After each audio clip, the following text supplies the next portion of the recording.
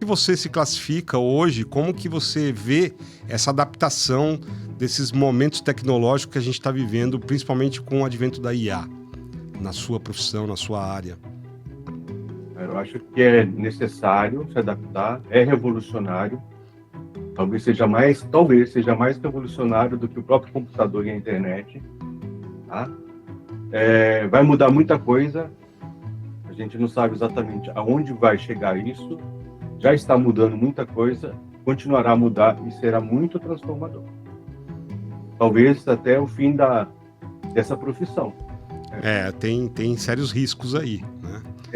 Então, você tem que se transformar, você vai ter que se adaptar. Talvez não seja mais um designer como você era, mas passará a ser uma outra profissão, uma outra coisa, né?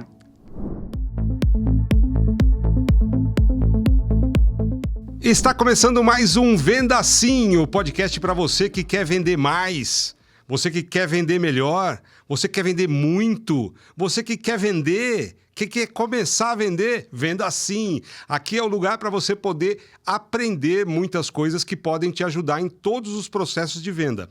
E hoje a gente vai estrear um episódio diferente, a gente tem convidado de fora, né? A gente normalmente usa aqui o estúdio, a gente conversa aqui pessoalmente, presencialmente, mas a gente também não quer limitar as nossas geografias e a gente quer entrevistar gente de fora, que não está aqui em Sorocaba, que não está em São Paulo, gente que está em outro país, e isso vai se transformar também num hábito aqui no Venda Assim, convidados muito especiais e que trazem o seu conhecimento e a experiência. E hoje eu tenho aqui um convidado que eu já conheço há mais de 20 anos, vamos falar quase 30, que é um designer que me acompanha em um monte de projetos e que está hoje também comigo. E é uma pessoa que também está nos auxiliando. A marca do Venda Assim foi criada por ele, por exemplo, né? Essa marca que vocês veem na tela, que vocês veem nos canais, que vocês veem no perfil das redes sociais, foi ele que criou. O Weberson Soprano, mais conhecido como Weber Designer. E aí, Weber? Fala, seu Ed, tudo bom? Como está? Você fala diretamente de onde? De Los Angeles, Califórnia? Olha, antes fosse, mas estou aqui no interior de São Paulo. A gente já trabalha há um bom tempo, né? Remotamente, de vez em quando eu vou aí. E é um prazer estar aqui com você e com o pessoal aí para falar um pouquinho sobre design, identidade visual, enfim, né? Compartilhar, né? O Weber, ele é um designer que ele trabalha à distância aqui, principalmente para clientes aqui em Sorocaba, São Paulo, e normalmente ele não aparece. A gente tem os colaboradores, amigos também, que acabam trabalhando com o Weber e nunca vê. O Weber é um ser. Perguntam se ele é uma entidade, se ele é uma cabeça de bacalhau, entendeu?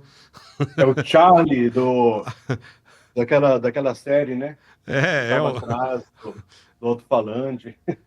Mas o Weber, conta um pouquinho da sua história, Weber. Você começou a fazer design com que idade? Em que momento você decidiu optar por essa carreira? Então vai lá, senta que lá vem história, porque o negócio vai lá atrás nos primórdios. Desde quando eu era criança, eu sempre gostei de desenhar. Então, parece que foi natural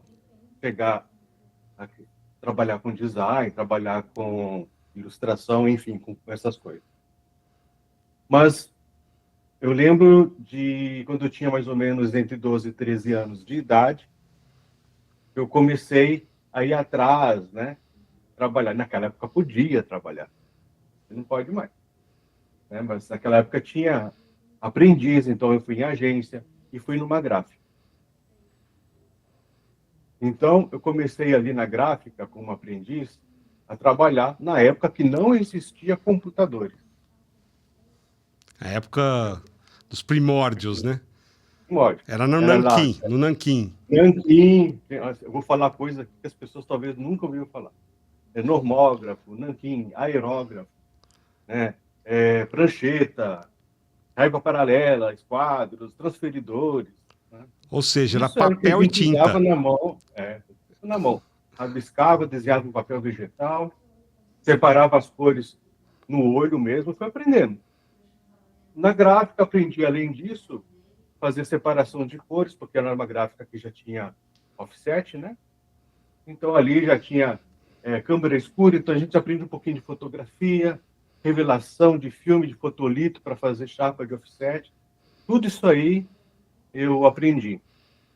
Posteriormente, quando mudei para São Paulo, fui trabalhar numa gráfica de cartonagem de fábrica de sapato, cartonagem de caixas de sapato e outros tipos de embalagem. Ali eu já era mais jovem, né? E também ali, do mesmo jeitinho, trabalhando com aerógrafo, com nanquim, separando cores, com equipamentos melhores, inclusive, nessa época, até que surgiu um tal de computador. Surgiu não, já existia, mas para coisas gráficas começou a surgir. Antes já tinha até contato. Quando tive contato anterior, isso por volta lá de 1986, mais ou menos, eu olhei para o computador e falei assim, nossa, isso aqui vai mudar o mundo. Eu vou desenhar nisso aqui. E quando tive a primeira oportunidade de trabalhar com os primeiros computadores que uma agência comprou na época, já me embarquei e sozinho, autodidata. Eu sempre fui autodidata, gente, pessoal. Autodidata é uma coisa que todo mundo tem que procurar. Cursos são bons, aprender em faculdade é bom, mas ser autodidata é fundamental nessa área, né? Então, eu comecei a aprender sozinho, até porque não tinha quem ensinasse. Então, você O está computador colocando... ali, o uso estava começando, nem o você dono da agência sabia usar. está falando do final dos anos 80, né? Então, assim, é uma Falando do época final, que realmente o computador ainda era uma novidade, era algo que as pessoas não tinham tanto acesso como hoje. Eu lembro que tinham empresas que tinham aquele CPD, o Centro de Processamento de Dados, que ficava numa temperatura quase que abaixo de zero, virava o Canadá com aquelas máquinas gigantescas. Tudo que era informática naquela época, na verdade, era tudo muito grande, muito exagerado, né? Aí, por volta lá de 1992, 3, eu comecei a ter contato com máquina, PC mesmo, né? E aqueles antigos CorelDRAW, aqueles primeiros, ali, e sozinho. Eu ia perguntar, você começou com CorelDRAW? Com CorelDRAW, né? Todo mundo começou com CorelDRAW naquela época. CorelDRAW, a maioria, né, das pessoas designers naquela época era CorelDRAW. Adobe existia também, mas era PageMaker, alguns outros softwares. Era o PageMaker, da Aldus, né? A Adobe comprou, acho que parte da Aldus, tem o PhotoStyler, e tinha umas outras coisas ali na época, mas basicamente era CorelDRAW. Como vocês estão percebendo, o Weber não é um designer novinho, né? Então ele tem uma carga de experiência aí. Se ele tivesse aqui, estaria cheirando naftalina, né, Weber? Isso me deixa triste. Deixa triste, né? Mas assim, a gente vai falar sobre... A gente vai falar hoje, porque o tom aqui do programa é vendas, né? Então, assim, como que o design contribui num processo de vendas? Então, de que forma o design pode ajudar alguém a vender mais, vender melhor? E acho que você é o cara para poder responder algumas dessas questões. Sim. E aí eu vou entrar com aquele ditado que todo mundo já ouviu falar e que é a maior mentira de todas. Não julgue um livro pela capa. Que mentira mais deslavada essa daí. Sim, sim. Aí é uma mentira muito grande. Pessoas julgam, sim, pela capa. A primeira decisão delas é pela capa de um livro, assim como em outras coisas também. Julga pelo design de um carro, se o carro é bonito. Então, é a motivação que faz ela comprar, a primeira motivação. Embalagem. E até mesmo para namorar, né? A pessoa bonita, né? Chama atenção, né? Você vai num lugar ser atendido por pessoas bem vestidas, pessoas cheirosas, então ali, isso conta, né? Isso conta. Ou seja, podemos chamar isso de embalagem. Podemos chamar isso de embalagem. Você bate o olho, você nem sabe o que tem dentro daquela embalagem, mas a embalagem é bonita. A embalagem falou com você, a embalagem passou algo positivo, você já tende a gostar mais ou menos. Isso, só que aí não é só a questão de ser bonito, porque bonito também é, entre aspas, aí, alguns podem achar bonito uma coisa, podem achar bonito outra coisa, né? Então, o que é bonito, né? Então, exato, mas assim, variação aí, né? Depende do público, né? Então, o design já começa a funcionar. E depende exatamente da estratégia que você quer. Eu vou entrar na parte da estratégia, né? Então, o design, como a gente falou agora, ele é bonito, feio, isso é particular de cada um, de cada público, dependendo de quem você quer atingir, dos gostos, tem que estudar quem é que vai consumir para você fazer uma embalagem adequada. E design, muita gente confunde. Design é arte, no fim das contas? Ou não? Não é arte. Eu posso categorizar que não é arte. A arte está dentro do design. Ela é uma ferramenta que está ali dentro, porque é bom que você saiba desenhar, é bom que você saiba pintar, é bom que você saiba alguns conceitos de arte. Tá? Mas não são coisas tão obrigatórias, né? Então, era uma parte do design. O design é filho da arquitetura, né? Então, o design ele é muito mais técnico do que artístico. Bem infinitamente mais técnico do que artístico. A arquitetura envolve também a arte da mesma forma que o design, né? Agora, depende do pedido, né, para o arquiteto poder montar um projeto ali, ele vai usar a arte também, mas ele usa muito mais técnica. É muito mais técnica, né? E o design, você falou que ele é o meio caminho, né, entre arte e engenharia. E o design, você está falando que ele é filho da arquitetura? Ele veio depois? Ele veio depois. Não sabia na disso. Bauhaus, na Alemanha. A escola Bauhaus na Alemanha, que praticamente definiu o que nós conhecemos hoje, o que é design. E o design, você sempre trabalhou com design para publicidade ou você trabalhou com design para outros tipos de segmento? Ali eu comecei com design gráfico, tá? Na gráfica mesmo, que é parte de impressão. Aí que está aquela coisa da história, né? Eu olhei o computador, vi que ia mudar o mundo, muita gente ficou com o nariz torto por causa de computador, deixou de trabalhar. Depois veio a internet. Quando veio a internet, foi a outra transformação. Olhei para a internet e falei assim, opa, vai mudar o mundo. E aí passei a ser web designer. Comecei a trabalhar com design para web. E agora nós temos uma nova revolução que é a IA. Tem gente torcendo o nariz, como torcer o nariz com o computador, torcer o nariz com a internet, e agora como torcer o nariz com a IA, daqui a pouco vai torcer o nariz com implante cerebral e assim por diante. Tudo que é novo, tudo que ninguém conhece ou tem assim um desconhecido pela frente, as pessoas têm medo, né? E aí começa a colocar um monte de restrições, um monte de coisa que dificulta. Perde emprego, na verdade é essa. Algumas pessoas vão perder emprego porque não vão conseguir se adaptar. Inclusive, eu estava num barbeiro esses dias, meu barbeiro falou que o pai dele ainda desenha na caneta que ele não consegue desenhar no computador.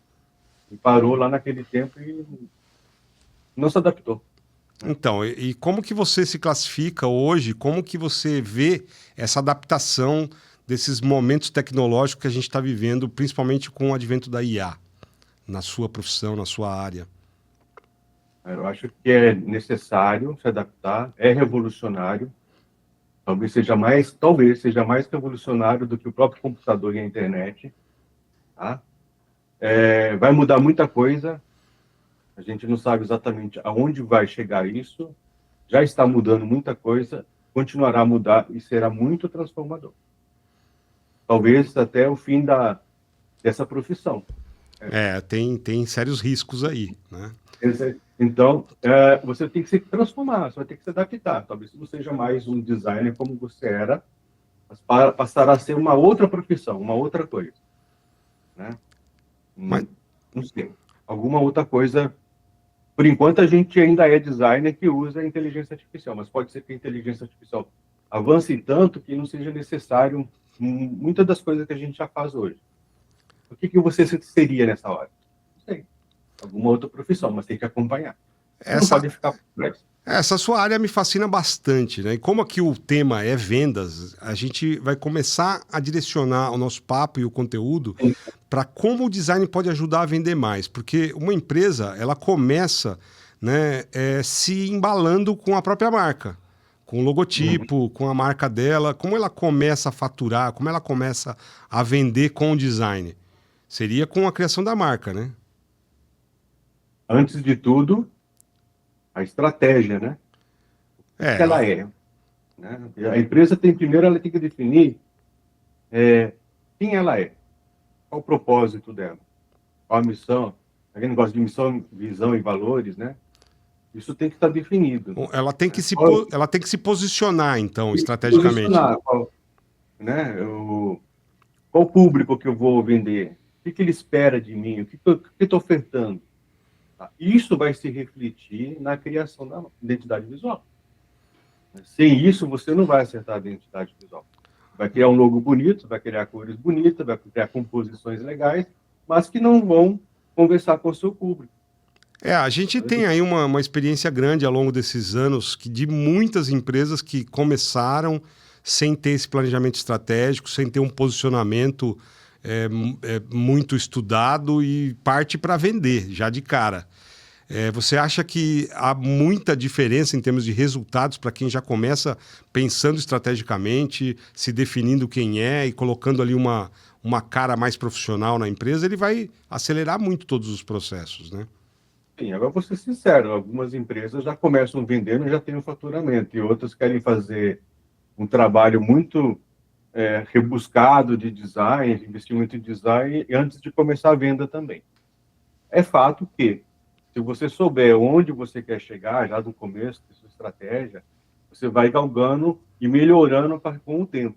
É melhor do que você estar indo numa direção e ter que virar tudo depois, entendeu? Porque você identificou que estava num caminho errado, ou que não era aquele seu propósito, né? Eu estou indo aqui, está dando dinheiro, mas não é meu propósito.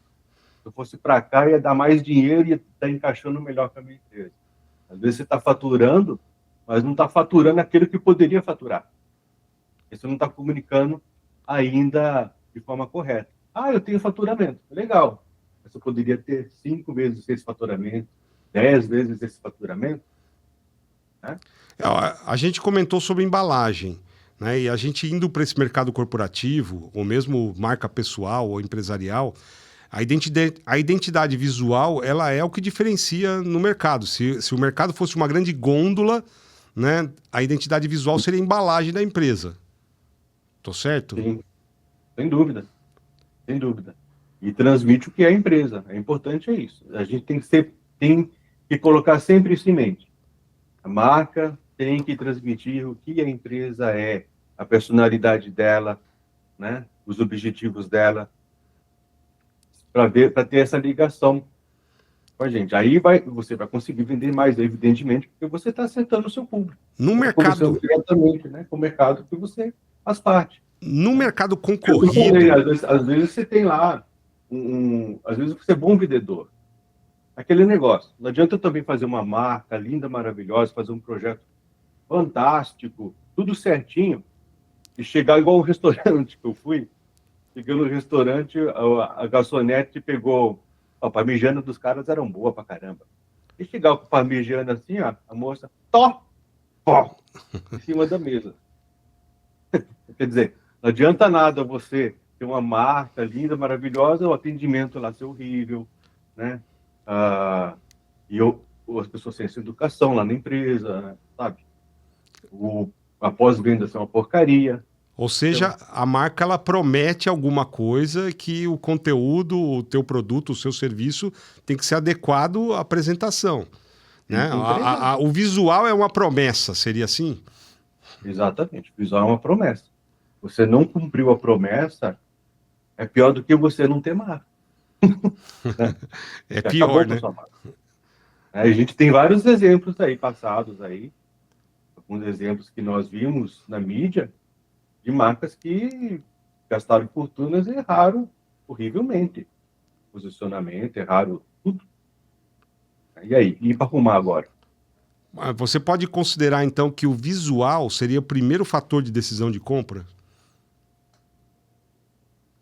A pessoa escolhe... Obviamente, ela tem uma necessidade, claro, tem uma dor ali, tem uma necessidade, ela vai procurar algum produto ou serviço. Mas na hora de procurar, na hora de decidir por uma empresa ou pela outra, o visual, a apresentação dessa empresa seria um primeiro fator assim, de escolha, de decisão? Ou você acha que tem... É um dos primeiros fatores. Eu não posso dizer que é o primeiro fator. Eu não concordo que é o primeiro fator. Porque tem a questão preço também e tal, entendeu? E tem os concorrentes, né? Então, claro que é um fator importantíssimo. Eu não considero o primeiro fator. Mas é um dos principais fatores. Eu tenho que ser sincero nisso daí. Mas é claro que, assim, se você já tem essa dor, já tem essa necessidade, já está procurando, já avaliou o preço... Se encaixou ali, aí ele encaixou com a sua necessidade, ele encaixou com o seu preço, se encaixou com no que você acredita também, aí costuma acontecer, sabe uma coisa interessante? Costuma, às vezes, eu pagar mais caro para ter um produto similar do concorrente, porque aquela marca, eu tenho mais afinidade com ela. Ela já transmite uma sensação mais ela agradável. custa um pouquinho mais caro, mas senti uma afinidade com ela. Eu falo isso porque eu mesmo já comprei muita coisa por causa da embalagem, por causa do visual, né, por causa da apresentação. Eu optei por comprar de um e não do outro.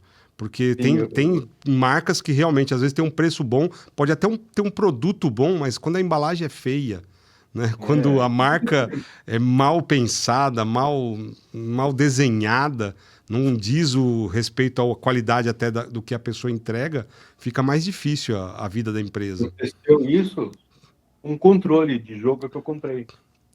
Não queria comprar um controle do Xbox, que era muito caro, queria um menor, né, mais baratinho.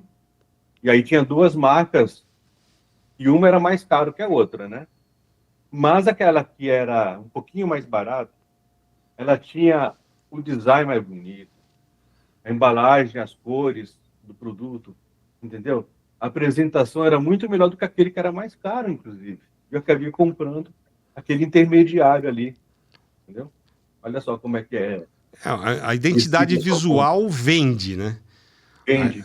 O outro era considerado até superior, né? E eu poderia ter comprado ele, mas eu me identifiquei com aquela outra marca, entendeu?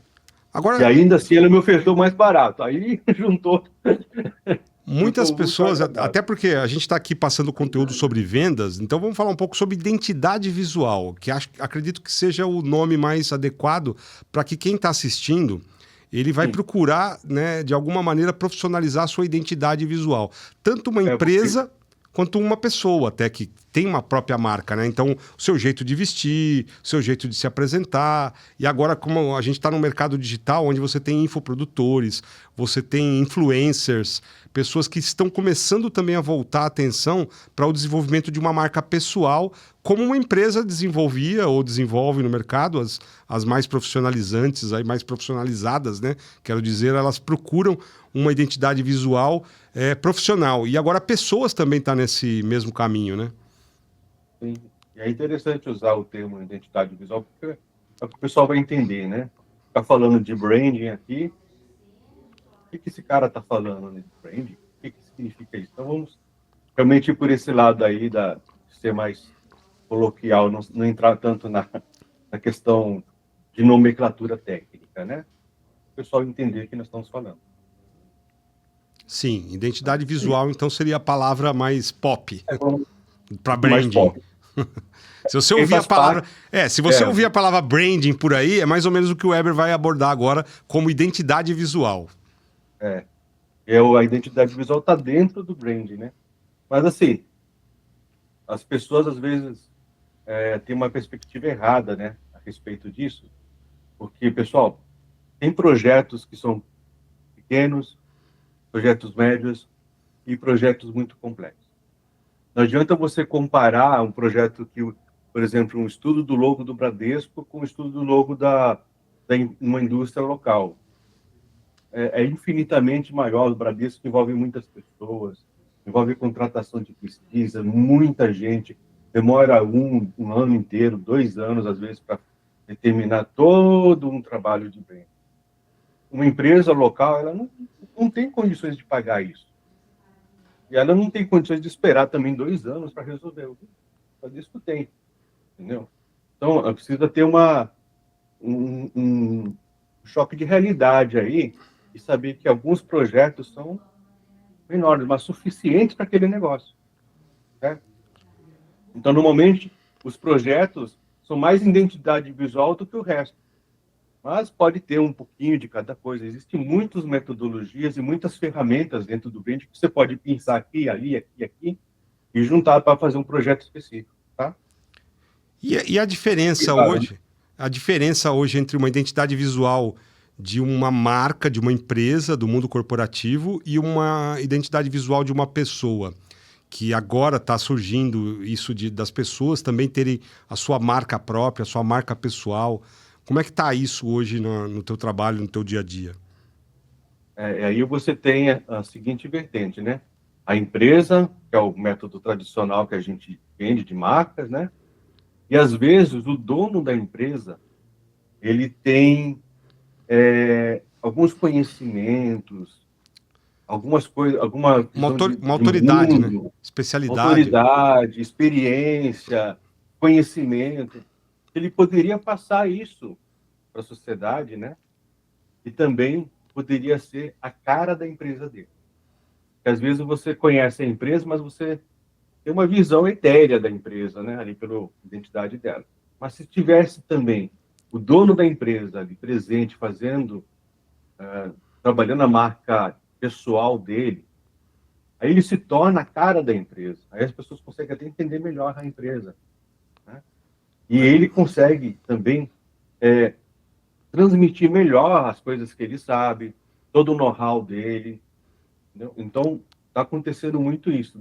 Um exemplo é o Elon Musk, né? Elon Musk, Elon o Steve Musk, Jobs sim. lá atrás, né? Steve Jobs lá atrás. Steve Jobs, o Mark Que Zuckerberg, começou isso, né? Zuckerberg. todos Então, eles acabaram criando. Eles criaram marcas pessoais, né? Quem é o Elon Musk? Você sabe quem ele é. E aí você entende um pouco como que deve funcionar a empresa dele, né?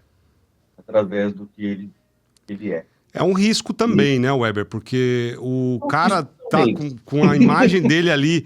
Se ele faz alguma besteira, ele compromete a marca da empresa também, né? Ele pode ser cancelado, a pessoa e a marca corporativa que ele representa. Precisa ter cuidado, né? Tem muito cuidado. Por isso que a gente está aqui, né? A gente está aqui para guiar, né? Exato. Eu até perguntei isso porque as marcas pessoais, né, as marcas de pessoas que estão hoje entrando na internet, não só como representantes da sua marca empresarial, mas eles são a própria marca. Eles estão vendendo o conteúdo, as especialidades, os infoprodutores. É outro tipo de cliente, né? É outro tipo de abordagem. Quando a pessoa a própria marca, né? Ela vira a própria empresa. Ela é uma empresa. Entendeu? Não existe nenhuma outra marca. São dois momentos aí, né? Quando a pessoa está associada a uma empresa, quando ela não está associada à empresa, ela é a empresa. Ela é empresa individual, por assim dizer. O que está acontecendo muito hoje no mercado digital, que são os experts que estão entrando aí com os seus conteúdos, com os seus cursos, seus treinamentos, às vezes até a escola, né, própria, ele monta uma escola com vários cursos e põe o nome dele ali na frente. Ele está criando logo, está criando identidade visual. E hoje a identidade visual ela também está sendo mais encorpada, ela não está ficando só no visual. Você, como design, também está tendo que pensar no tom de voz, uma série de outras preocupações que abordam hoje a identidade de uma empresa, a identidade de uma pessoa, né? E olha como isso é louco, né? Porque, assim, vou dar um exemplo aqui bem popular. Vamos supor que aquele dono da empresa lá, ele saiba tudo sobre pesca. Ele poderia fazer a marca pessoal dele, só falar de pesca, porque é um conhecimento que ele tem que muitas pessoas gostariam de ter. E ele tem um canal, tem um lugar, só fala daquilo que ele gosta de fazer ali no momento de hobby dele, né? Ele tem um conhecimento profundo de pesca. Pronto, criou uma marca pessoal fora da empresa, nada a ver com a empresa dele, mas voltada à pesca. Tudo de pesca, vara, lã, como que pesca o peixe, que peixe que é, não sei o que, não sei o que. Pronto, acabou de criar uma marca, e aí, olha só, e aí ele consegue até faturar em cima dessa marca própria dele, pessoal, né? Trazer outras empresas para fazer propaganda, né? Você parte para a estratégia em cima da especialidade da pessoa. Então, e às vezes é uma coisa que a pessoa nem imagina que ela tenha, né? Ela poderia multiplicar isso, né? Virar um negócio. Qualquer coisa. Virar um negócio. É o que eu estou falando. A gente começa a ver uma tendência. Um professor hoje que tem uma experiência larga, que tem um sucesso com seus alunos, ele já tem um potencial muito grande para se transformar numa marca. Porque ele não pode ficar limitado, ou ele não precisa ficar limitado a uma sala de aula com 30 alunos. Ele pode fazer isso para 30 milhões. Ele pode dar a mesma aula para 30 milhões. Ele pode ter um conhecimento que ele ultrapassa as barreiras de uma sala de aula. E ele pode se transformar numa marca, como você citou. Ele pode ter o boné dele, que todo mundo veste, porque vai ter, né, vai seguir ele como um influenciador daquele assunto. Ele pode ter uma escola, ele pode ter uma roupa específica para pescar. Ele pode ter um monte de coisas agregadas à marca pessoal dele que vai fazer com que a audiência dele o siga. E não necessariamente voltado a alguma coisa de treinamento, pode ser uma coisa de entretenimento. É o que você falou, O cara pesca. coleciona alguma coisa lá, ele tem uma coleção feroz lá de um monte, sei lá o quê, de Hot Wheels. O cara tem Especialista em Hot Wheels. Pronto, já criou, sabe? O cara consegue criar um canal só de Hot Wheels e até faturar em cima. Contar história, não sei o quê. Ele vai atraindo semelhantes, né? Todo mundo que gosta de Hot Wheels vai atrás dele, vai ver o que ele tá postando, vai ver o novo modelo de Hot Wheels que saiu. Um Hot Wheels lá, isso aqui custa R$5.000 porque é raro, poucas pessoas têm, não fabrica mais, não sei o quê. Pronto, você acabou de criar conteúdo. Acabou de criar conteúdo monetizável. E nada melhor do que se esse conteúdo e se essa pessoa tiver uma identidade visual para se apresentar na internet, ela possa acelerar os seus processos de vendas. Isso, ainda vai falar de coisas que gosta, né? Vai compartilhar coisas que gosta com outras pessoas, né? É uma coisa que dá prazer também, né? Pois é, a gente está aqui entrevistando pessoas ligadas à área de vendas ou de alguma maneira que tem ferramentas ou técnicas que podem auxiliar nas vendas, mas essas pessoas, todas elas, né, têm aí um potencial para se transformar numa marca simplesmente pela experiência que elas têm no assunto ou na área, no segmento que elas atuam. Entendeu? E você percebeu que você pode transformar em venda algo que hoje para você é custo, porque talvez seja uma coleção que você faça, que você é custo, né? Você está lá gastando dinheiro lá.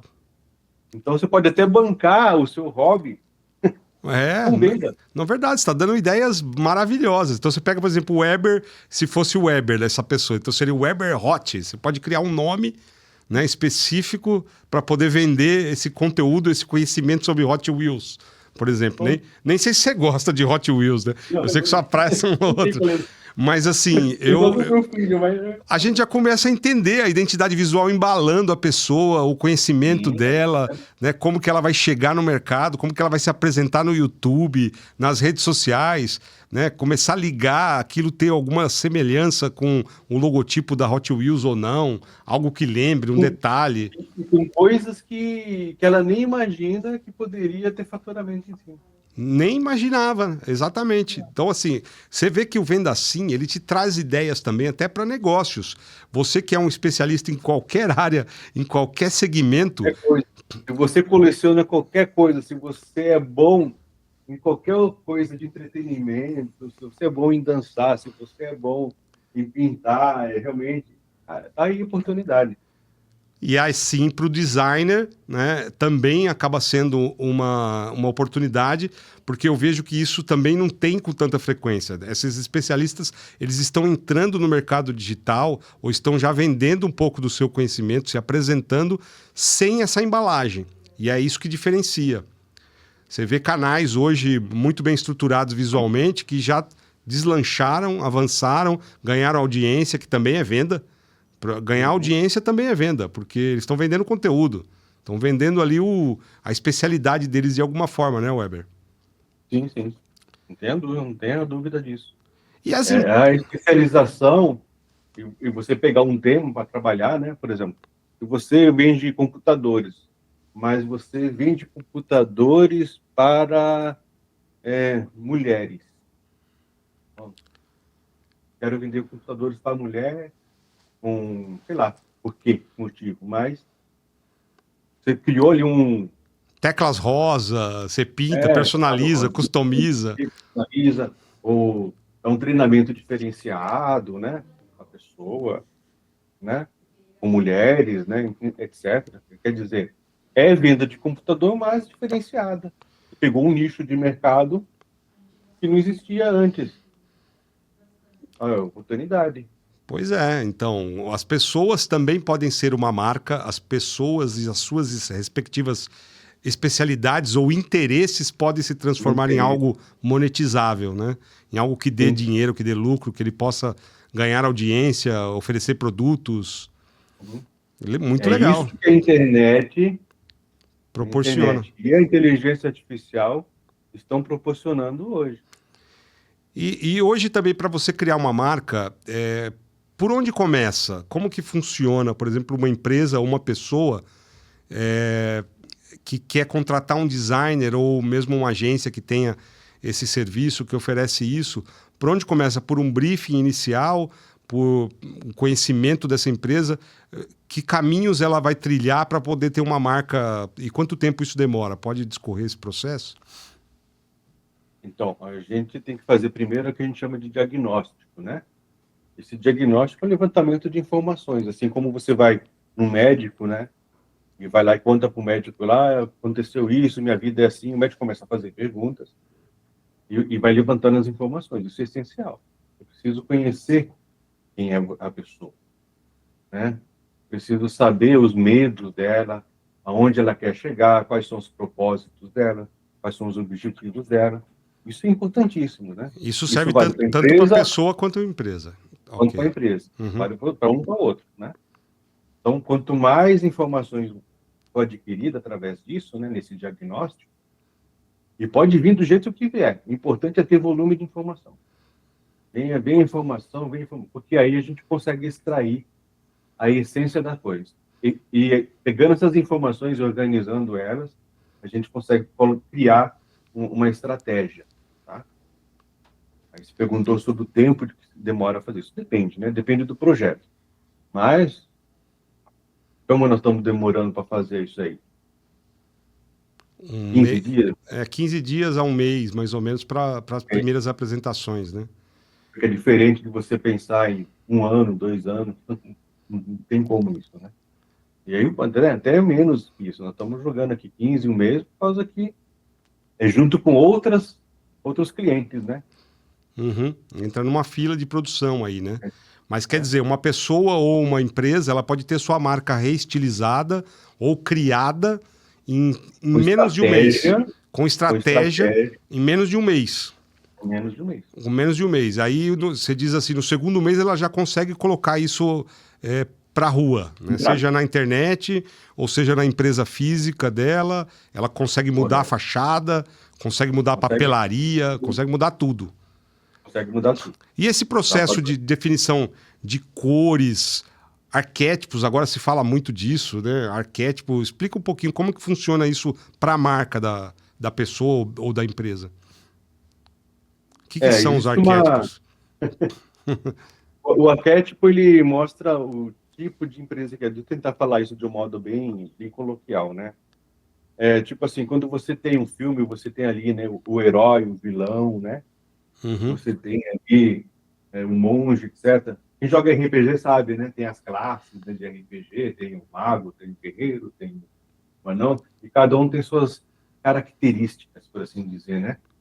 Suas características positivas e negativas. Quando a gente cria marcas, existe também uma classificação de arquétipos para elas, tá? O tradicional são 12 arquétipos, tá? Isso já foi inventado há muito tempo. Só que com o advento da internet, dos vários tipos de negócio, olha, nós estamos falando agora de negócios que não existiam há 5 anos atrás, correto? Sim, é bem recente. Né? Então, eu desenvolvi uma classificação um pouco maior, que chega a ter 21 arquétipos, tá? Ao invés de 12, eu aumentei para 21, para contemplar esses novos tipos de marcas que podem existir, tá? Seria uma personalidade?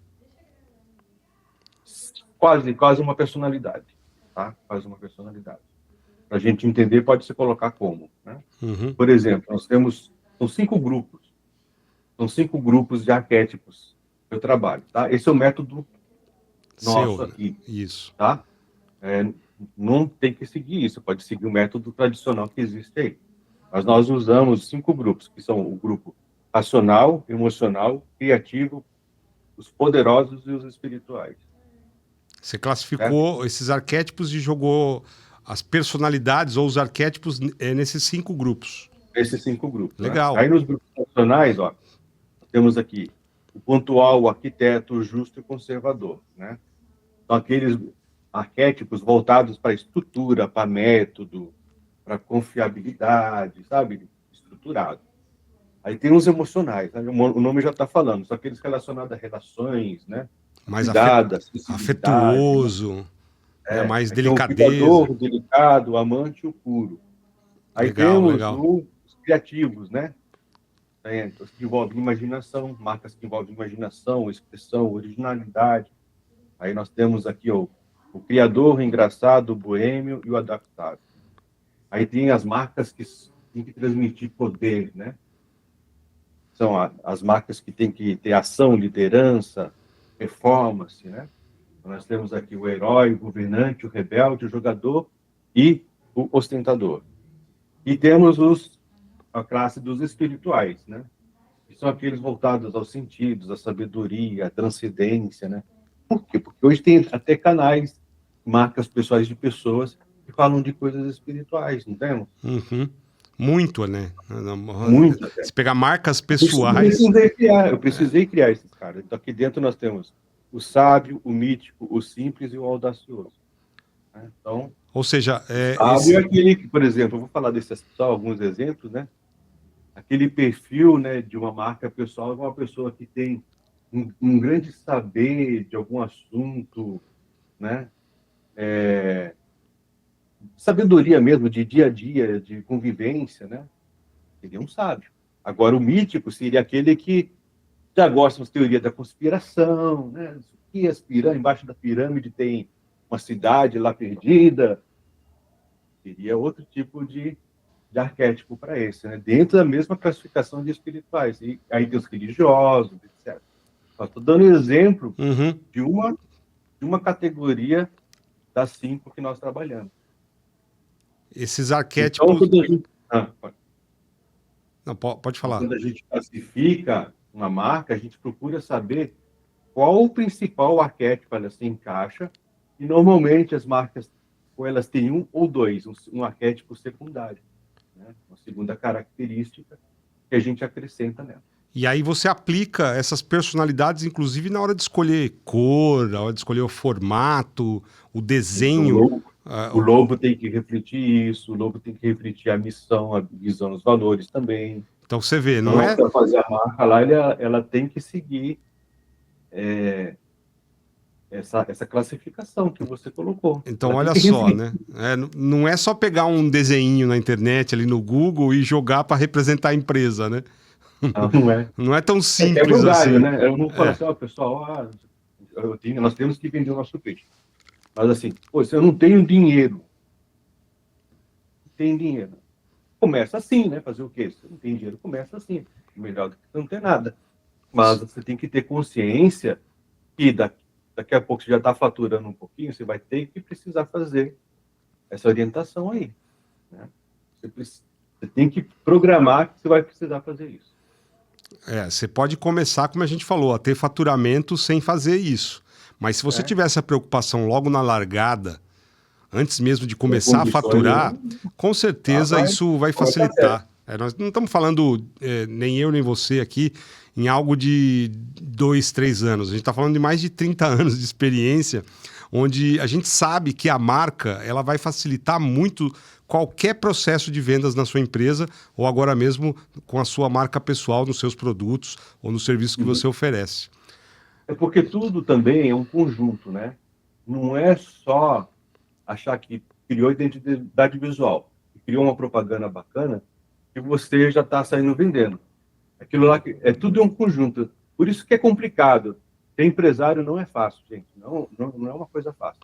Porque você tem que pensar nisso daí e tem que estar de olho se o produto está sendo entregue na data correta, está sendo entregue de forma correta, se está sendo bem atendido o cliente, se a pessoa no balcão atende, se a pessoa no telefone também está atendendo bem, se a assistência técnica está fazendo o trabalho dela.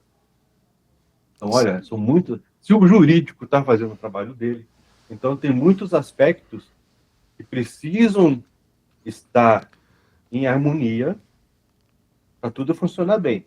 Profissionalizar, né? O que a marca faz? O que ela ajuda nisso? Agora vem o pulo do gato. A marca, quando você estabelece a marca, a estratégia, você começa a comunicar até mesmo com os seus colaboradores de uma forma que eles possam entender como que eles têm que agir dentro e fora da empresa.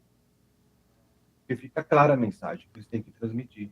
A marca, ela reproduz realmente tudo aquilo que foi criado visualmente para ela, tanto externamente para o mercado em si, como para o próprio público interno, os colaboradores, todo mundo que tem uma ligação com a marca, ele entende aonde aquela marca está indo, a missão, a visão, os valores, tudo isso fica representado visualmente e facilita todos os processos, né, Weber? Vou dar um exemplo bem simples aqui, que é fácil de entender. Se no diagnóstico, na estratégia, definiu que a marca tem que ser formal, tem que ser séria, e você começa a transmitir isso para os seus funcionários, a marca, pela própria linguagem, a voz da marca, né, a maneira como escreve, isso também é colocado no nosso projeto, né? Sim. Como que a gente escreve o texto das postagens, o texto dos anúncios, o texto dos artigos, o tom de jeito voz, de escrever, né? Tal. Então, se é formal, as pessoas vão começar a ver, puxa, mas a empresa que eu trabalho, ela é séria, ela é formal, olha, o tipo de letra aqui, ó, é sério, as fotos das pessoas estão engravatadas, filho, está engravatado, você tem que estar engravatado, filho. Então, como a gente abordou vários assuntos sobre criação da marca, ou como ela pode facilitar a vida de uma empresa ou de uma pessoa na comunicação em geral para poder vender mais, vender melhor, para a gente já ir caminhando, porque senão a gente vai falar sobre design e realmente merece uma série de episódios que fale sobre o design, que fale sobre como embalar melhor a marca, a identidade visual, e a gente colocar isso na prática, conversando com o cliente, como é que a marca mudou a história da empresa dele. Quais seriam os passos, assim, ou os processos mais adequados para uma empresa ou uma pessoa criar uma marca hoje, Weber? Como você está usando isso? Tá, primeiro que a gente até abordou, né? É fazer o levantamento das informações, que é ter a clareza do propósito da marca, a clareza do público e outras informações. Primeiro aquele levantamento de informações, e aí a gente cria a estratégia, né? Que também tem o arquétipo, né? Que é o segundo ponto, né? Qual é o arquétipo? E todas as informações necessárias para criar uma estratégia, um documento de estratégia. Feito isso, o segundo passo é criar realmente o logotipo da marca. Nós vamos criar o logotipo da marca, aí tem o processo de aprovação do cliente, né? Normal. A partir do processo de aprovação do logotipo, passamos então a construir um manual. Esse manual ele vai determinar cores, vai determinar como devemos usar a marca em determinados padrões, vai determinar o tipo de fonte que vai ser usada no material, o tipo de fotografia, mais ou menos como que deve ser o layout, né, os grafismos. Então, tem vários aspectos que o manual aborda, né, que é necessário para que se construa com solidez a marca, né? E, evidentemente, junto com esse material, vão todos os ativos, que são os arquivos, né, de papelaria, os arquivos do logo, para ser usado por terceiros, né, uma gráfica ou por outros designers, né? É importante que esse manual ele seja disponibilizado para todas as pessoas que venham trabalhar junto com a marca, sejam internas ou sejam externas, né? Ou seja, é um manual que já vem também com os arquivos todos, que é um problema. A gente que tem agência sabe que quando pega um cliente que ele não fez esse trabalho, a gente, para usar a marca dele, é um parto, né? Então, ele não tem a marca desenhada, ele não tem a marca em vetor, ele tem a marca que ela só dá para colocar em lugares verticais. Quando você precisa colocar ela no clipe de uma caneta, a marca não entra. Já ferrou tudo. É, Então, aí que tá. Aí, por isso que eu inventei aqui. São poucos que fazem isso, tá? Sinceramente, não vi muito que fazem isso, não. Colocamos o manual na web. Colocamos o manual como se fosse um site. Então, você acessa a informação, está sempre disponível. O que acontecia antes? Do método tradicional, se fornece um PDF, ou até impresso, às vezes, né? Dependendo da empresa, ou impresso um PDF. E aí, esse PDF, aonde que está, onde que foi, não sei o quê. Impresso perde. piorou, né? E o cara leva para casa e fica lá, onde, meu filho escreveu em cima, desenhou. Às vezes até o cara desenvolveu a marca como profissional, porém, assim, os arquivos se perderam.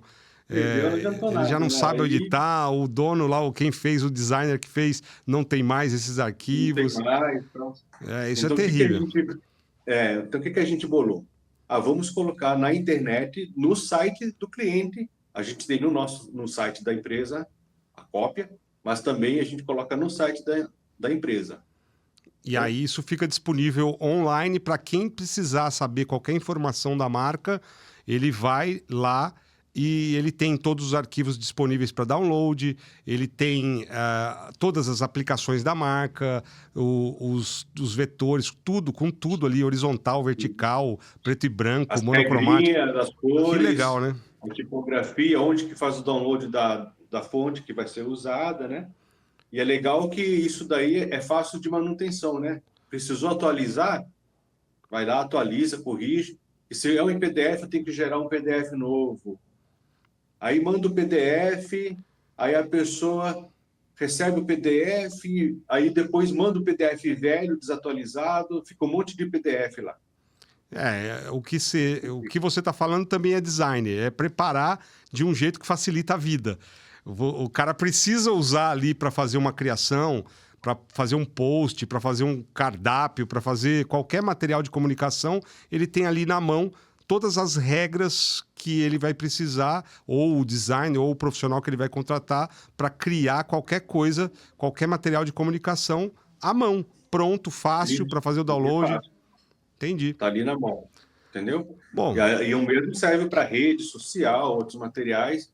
Às vezes a gente coloca até templates, né? Modelos para ele para usar. que possa ser usado, né? Na rede social, onde for. Bom, muito legal. Ele consegue, assim, dessa forma, ter o material já jogar na mão de alguém e a pessoa só seguir e aí aprovar. Bom, esse é um episódio teste, a gente tem que conversar isso mais aqui, porque o design ele faz parte do processo de vendas, ele está ali como um dos principais pontos para que você possa vender mais ou vender melhor. Se você não cuidar do design, você pode ter esse processo todo prejudicado ou retardado, né? Não ter o design ou mesmo o logotipo e a sua marca com essa prioridade, você pode comprometer, sim, os resultados de vendas da sua empresa, não tendo isso feito de uma maneira profissional. Weber, quero te agradecer imensamente aí por ter feito Só para completar, acho que tem um ponto Fale. importantíssimo aqui que você levantou. Diga. Ponto importantíssimo. Que é um trabalho depois constante. Aqui no Brasil, a gente tem mania de construir a escola e largar a escola 20 anos, 30 anos até cair. Não é assim? Sim. Aí constrói o hospital, está bonito na inauguração, e nunca mais nem pinta o hospital, não faz nada, aí começa a dar goteira, cair tudo. E tem que acabar com essa mentalidade. A marca é assim também. Você tem a marca e você tem que acompanhar periodicamente como que está a sua marca. Por quê? Porque ali na frente pode ser que sua marca ela mude até o arquétipo dela. Quer ver um exemplo? Vou dar um exemplo bem que todo mundo conhece, que é da Apple. A Apple começou com o arquétipo do criador. Era a empresa da criação, a empresa não sei o que, inovadora. Ela não é mais o arquétipo do criador, ela é arquétipo do governante. Agora ela dita o mercado, ela dita certas tendências, ela não tem mais quase criação, voltada à criação mais, entendeu? O arquétipo dela mudou. E as empresas podem acontecer isso. Assim como a gente cresce, se transforma, a gente tem uma personalidade quando criança, mais tarde a gente tem outra personalidade, as empresas e as pessoas, marca pessoal, marca empresarial, se transformam ao longo do tempo.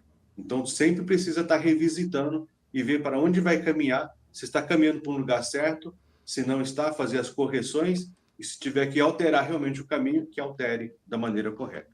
Muito importante também, manutenção, atualizações, e isso está sempre muito fácil de fazer se é colocado da forma como você está fazendo hoje, que é publicando online, deixando ali disponível, fácil para qualquer um usar a sua marca e usar com responsabilidade, usar com regras, né? Com processos bem estabelecidos e muito bem criados.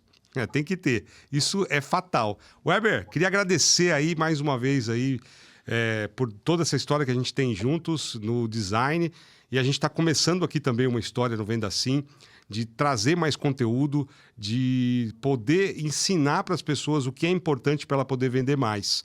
E eu acredito que o design é um dos assuntos que vai permear vários episódios do Venda Sim ao longo do tempo, e você com certeza vai estar aí convidado e participando com a gente, quiçá presencialmente aqui, né, em Sorocaba, e algumas vezes online mesmo, porque você resolveu se esconder em Jaú aí. Resolveu se esconder em Jaú e fica longe aí, fazendo todo o teu trabalho online, mas a gente está sempre ligado no que... aqui nas Minas Mória. A gente está sempre ligado aqui no que está de tendência para marca, identidade visual, arquétipo, tudo isso aí que você ouviu no episódio de hoje, pode ajudar sim a sua marca a vender mais, vender melhor, vender com mais valor agregado, aparecer mais, se destacar no mercado. Weber, obrigado aí pela participação. Obrigado a você, Ed, pela oportunidade. Obrigado ao pessoal aí também, viu? E estamos aí à disposição sempre, viu? Quer vender mais? Quer vender melhor? Quer vender com design? Venda Sim! Esse é o canal para você aprender a vender, para você ter técnicas, conhecer pessoas que já estão trabalhando para que você possa vender muito mais e melhor. Esse é o canal para você. Ative o sininho aí para ser notificado. E se você também quiser consumir o nosso conteúdo só pelo ouvido, que dá para consumir com certeza, você também assina o canal nos agregadores de podcast, pelo Apple Podcasts, pelo Spotify ou pelo seu agregador de preferência. Então, não perca os nossos próximos e excitantes episódios. Venda Sim. Até lá!